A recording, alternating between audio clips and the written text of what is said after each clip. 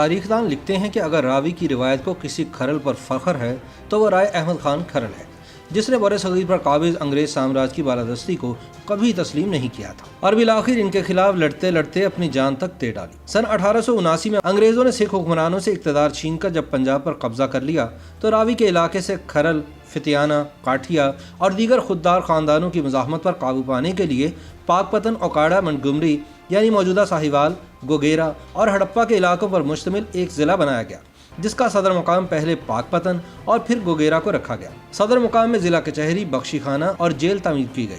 گوگیرا کے بالمقابل راوی کے دوسرے کنارے پر واقع گاؤں جھامرا میں کھرل قبیلے کا سربراہ احمد خان کھرل رہائش پذیر تھا۔ جون کی ایک صبح گوگیرا میں تعینات انگریز افسر برکلے نے علاقے کے معتبر سرداروں کو طلب کیا۔ راوی کے اس پار سے احمد خان کھرل اور سارنگ خان برکلے کو ملے۔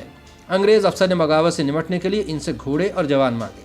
احمد خان کھرل نے جواب دیا، صاحب یہاں کوئی بھی اپنا گھوڑا، عورت اور زمین نہیں چھوڑتا۔ رائے احمد خان کھرل نے ایسٹ انڈیا کمپنی کی درخواست رد کر دی اور کہا کہ وہ دہلی کے بادشاہ کے وفادار ہیں، تاج برطانیہ کے نہیں۔ ایسٹ انڈیا کمپنی کو اس جواب کی توقع نہ تھی، کیونکہ انہوں نے بزور بازو اور بزور پیسہ بہت سے مقامی سرداروں اور نوابوں کو خرید لیا تھا۔ یہیں سے انگریزوں اور رائے احمد خان کھرل کی جنگ کا آغاز ہوتا ہے۔ رائے احمد خان کھرل ساہیوال میں بنگلہ گوگیرا کے قریب ایک گاؤں جھامرا میں سن 1785 میں پیدا ہوا۔ وہ عظیم سیاسی بصیرت کا مالک تھا اور اس کے مختلف قبائل کے سرداروں سے بڑے گہرے مراسم تھے۔ کھرل کے ایسٹ انڈیا کمپنی کو مدد فراہم کرنے سے واضح انکار پر انگریز حکومت بہت برہم تھی، اور اس پر ترا یہ کہ ساہیوال کے گرد و نواح کے قبیلوں نے کمپنی کو مالیہ دینے سے بھی انکار کر دیا تھا۔ یہ سراسر بغاوت تھی۔ کمپنی کو مقامی قبائل کی طرف سے اس طرح کی بغاوت کی قطعاً توقع نہ تھی۔ صورتحال بھانپتے ہوئے گوگیرا کے اسسٹنٹ کمشنر برکلے کو حکم نامہ جاری کیا گیا کہ اس مزاحمتی تحریک کو ہر قیمت پر دبایا جائے۔ اس کو یہ کام تفویض کیا گیا کہ جن لوگوں نے مالیہ دینے سے انکار کیا ہے ان پر فوری بھاری جرمانے عائد کیے جائیں۔ نتیجاً بہت سے باغیوں کی گرفتاری عمل میں آئی اور انہیں گوگیرا جیل میں ڈال دیا گیا۔ ان دنوں گوگیرا ساہیوال کا مرکزی مقام تھا۔ اتنے وسیع پیمانے پر معصوم اور بے گناہ لوگوں کی گرفتاری رائے احمد خان کھرل کے لیے کسی طور پر بھی قابل قبول نہ تھی۔ اپنے ساتھیوں سے صلاح مشورے کے بعد رائے نے لوگوں کو برطانیہ کے چنگل سے آزاد کرانے کا حتمی فیصلہ کر لیا تھا۔ ان حالات میں یہ ایک انتہائی دلیرانہ اقدام تھا، لیکن رائے کھرل تمام متوقع نتائج کے لیے ذہنی طور پر تیار تھا۔ 27 جولائی سن 1857 کی رات رائے کھرل نے گوگیرا کی جیل پر دھاوا بول کر تمام قیدیوں کو آزاد کرایا۔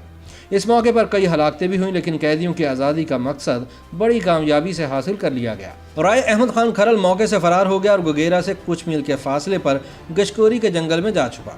کھرل کا یہ اقدام ایسٹ انڈیا کمپنی کی حکومت کے لیے کھلا چیلنج تھا، لہٰذا انگریز بہادر بھی سنگین اقدامات پر اتر آیا اور دیہاتوں کو نظر آتش کرنا شروع کر دیا۔ احمد خان کھرل سے چھٹکارا ایسٹ انڈیا کمپنی کے لیے بڑی اہمیت کا حامل ہو گیا تھا، کیونکہ رائے احمد کھرل ہی وہ شخص تھا جس نے عوام کو ان کے خلاف یکجا کر دیا تھا۔ حکومت نے اس کے رشتہ داروں کو گرفتار کر لیا اور انہیں قتل کرنے کی دھمکی دی۔ رائے نے اپنی والدہ اور خاندان کے دیگر افراد کی زندگی کو داؤ پر لگانے کی بجائے گرفتاری پیش کر دی۔ اس گرفتاری کے رد عمل میں مختلف قبائل کے احتجاج میں تیزی آ گئی۔ صورتحال سے بوکھلاہٹ کا شکار ہو کر حکومت نے رائے احمد خان کھرل کو اس شرط پر رہا کر دیا کہ وہ گوگیرا سے باہر نہیں جائے گا۔ نتیجتاً رائے کو رہائی تو مل گئی، لیکن اس کا مقصد قبائل کو متحد کر کے غیر ملکی حکمرانوں کے خلاف سخت مزاحمتی تحریک کو ہوا دینا اور مقامیوں کو بیرونی حکومت سے آزادی دلانا تھا۔ اس سارے تناظر میں کھرل کے قریبی دوستوں اور ہم خیالوں نے خفیہ ملاقات کی، جس میں فیصلہ ہوا کہ راوی کے دونوں اطراف واقع فوجی چوکیوں پر حملہ کیا جائے۔ یہ فوجی چوکیاں دراصل علاقے میں کمپنی کی حکمرانی کی علامت تھی۔ گوروں کے لیے رائے احمد خان کھرل کو گرفتار کرنا یا قتل کرنا اتنا آسان نہ تھا، کیونکہ وہ علاقے کے چپے چپے سے بخوبی آگاہ تھا۔ ایسے حالات میں صرف ایک ہی صورت باقی تھی کہ کسی طرح اسے پھنسا لیا جائے۔ ایسی ہی تکنیک ٹیپو سلطان اور سراج الدولہ کے خلاف بھی استعمال کی گئی تھی، جس میں برطانیہ نے قوم کے ان سپوتوں کے خلاف اندرون خانہ معلومات لے کر وفاداریاں خرید لی تھیں۔ اس عظیم رہنما کو پھنسانے کے لیے اس کے اپنے ہی دو دوست استعمال ہوئے، جنہیں برطانوی حکومت نے خرید لیا تھا۔ کھرل نے سوچا بھی نہ تھا کہ معمولی سے مالی فائدے کے لیے اس کے اپنے معتمد دوست اور ساتھی دوستی جیسے عظیم رشتے کو رسوا کریں گے اور آزادی کے عظیم مقصد کو زک پہنچائیں گے۔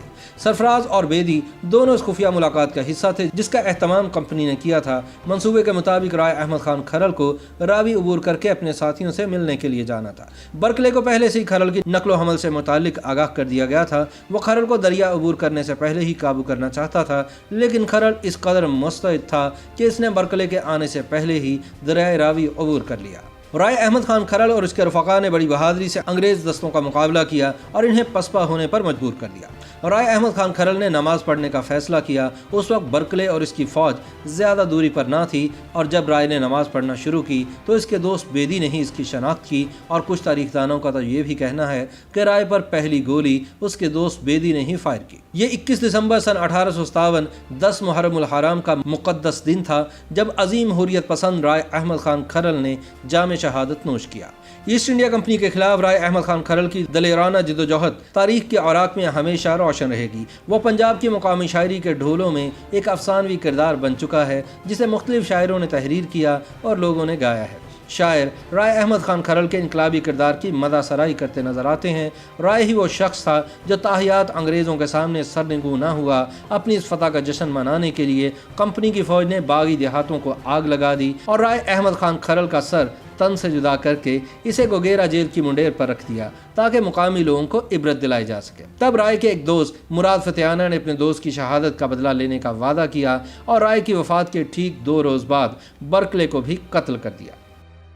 YouTube پر گوگلی نیوز دیکھنے کے لیے youtube.com کی سرچ بار میں googly news T V type کریں۔ گوگلی نیوز کے پیج پر سرخ رنگ کے سبسکرپشن والے بٹن پر کلک کرنا نہ بھولیے۔ YouTube پیج پر اپلوڈ ہونے والی ویڈیوز سے باخبر رہنے کے لیے بیل آئیکن پر کلک کیجیے۔ آپ کو ہر نئی ویڈیو کے بارے میں نوٹیفیکیشن موصول ہو جائے گا۔